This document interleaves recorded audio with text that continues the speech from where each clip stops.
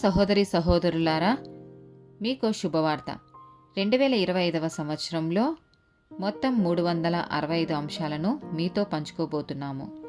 జనవరి 1వ తేదీ నుండి ప్రతిరోజు ఒక అంశము మరియు దానికి సంబంధించిన వాక్యమును పంచుకుంటాము. దయచేసి ఆ వాక్యములను వినండి, ధ్యానించండి మరియు ఆశీర్వదించబడండి. దయచేసి సబ్స్క్రైబ్ చేయండి మరియు మీ స్నేహితులతో పంచుకోండి. ధన్యవాదాలు.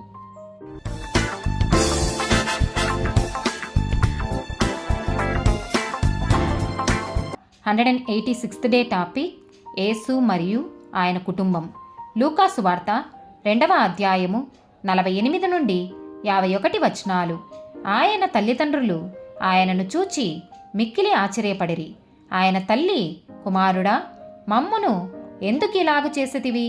ఇదిగో నీ తండ్రియు నేనును దుఃఖపడుచు నిన్ను వెదకుచుంటిమని ఆయనతో చెప్పగా, ఆయన, మీరేలా నన్ను వెదకుచుంటిరి?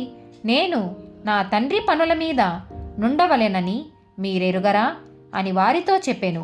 అయితే ఆయన తమతో చెప్పిన మాట వారు గ్రహింపలేదు. అంతటా ఆయన వారితో కూడా బయలుదేరి నజరేతునకు వచ్చి వారికి లోబడి ఉండెను. ఆయన తల్లి ఈ సంగతులన్నిటినీ తన హృదయములో భద్రం చేసుకొనెను. మార్కు సువార్త 6వ అధ్యాయము 3వ వచనము. ఇతడు మరియా కుమారుడు కాడా?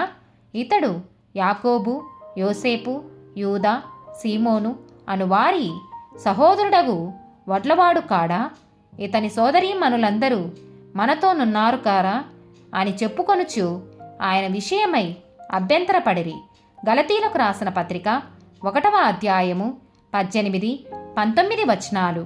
అటు పైని 3 సంవత్సరములైన తరువాత కెఫాను పరిచయం చేసుకొనవలెనని యెరూషలేమునకు వచ్చి అతనితో కూడా 15 దినములుంటిని.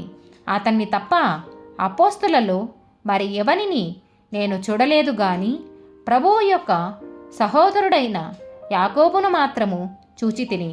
మత్తయి సువార్త 12వ అధ్యాయము 46 నుండి 50 వచనాలు.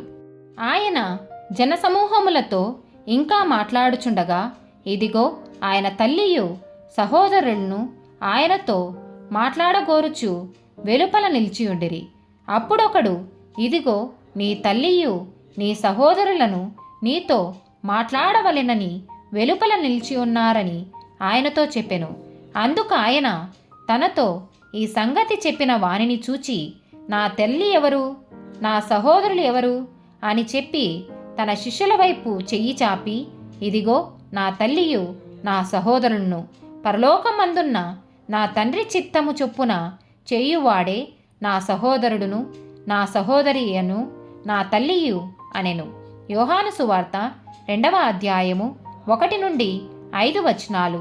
3వ దినమున గలిలియాలోని కానా అను ఊరిలో ఒక వివాహము జరిగెను. యేసు తల్లి అక్కడ ఉండెను.